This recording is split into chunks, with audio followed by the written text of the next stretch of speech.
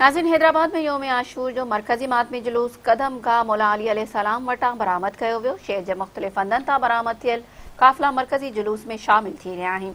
मरकज़ी मातमी जुलूस मंज़िल तरफ़ रवां दवा आहे। जुलूस जा सिक्योरिटी इंतज़ाम इंतिहाई सख़्त कया विया आहिनि।